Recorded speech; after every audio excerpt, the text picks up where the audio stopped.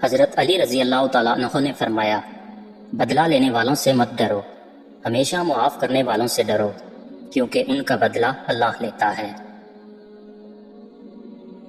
جو شخص تمہارے خون میں سے نہ ہو پھر بھی تمہیں عزت دے اور پیار دے، بے شک وہ تمہارے لیے ایک بہترین رشتہ ہے۔ اپنے دن کا آغاز صدقہ دینے سے شروع کرو، اس دن تمہاری کوئی بھی دعا رد نہیں کی جائے گی۔ اللہ کے ڈر سے ایک گناہ چھوڑنا لاکھ تہجد اور نوافل سے بہتر ہے۔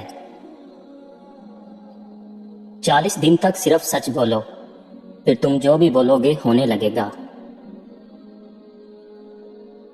کسی سے محبت کرو تو اتنی شدت سے کرو کہ وہ اگر تمہیں چھوڑ بھی جائے تو کسی اور کا نہ ہو۔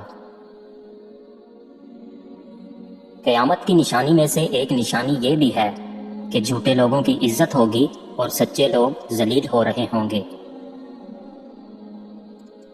رزق ہو یا محبت، قدر نہ کرو تو رب چھین لیتا ہے۔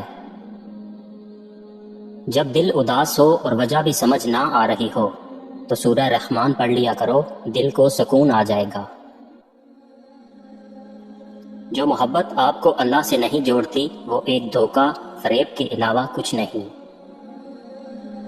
جو 100 بار روزانہ یا سمیع پڑھے اور اسے دوران گفتگو نہ کرے اور پڑھ کر دعا مانگے تو وہ جو مانگے گا وہ پائے گا۔ جو شخص بے بسی کے وقت 5 بار یا ربا نہ کہے، اللہ پاک اسے جو دعا مانگتا ہے وہ عطا کرتا ہے۔ اگر تمہیں کم عمر میں ہی بہت پریشانی آ رہی ہے تو سمجھ لینا تمہارا رب تمہیں بہت نوازنے والا ہے۔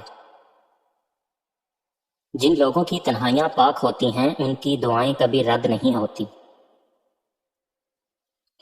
کوئی تم سے روٹھ جائے پھر وہی تم سے ملنے کو ترسے تو اسے کبھی مت کھونا، کیونکہ وہ تم سے بہت پیار کرتا ہے۔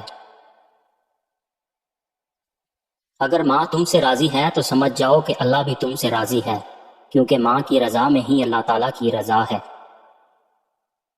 اللہ کے لیے وقت نکالو اور وقت پر نماز ادا کرو، اللہ تمہاری زندگی سے برا وقت نکال دے گا۔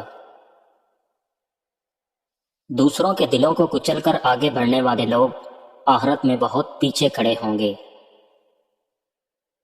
انسان کی فطرت ہے کہ وہ کسی بھی چیز کی صرف 2 بار قدر کرتا ہے، ایک ملنے سے پہلے اور ایک کھو دینے کے بعد۔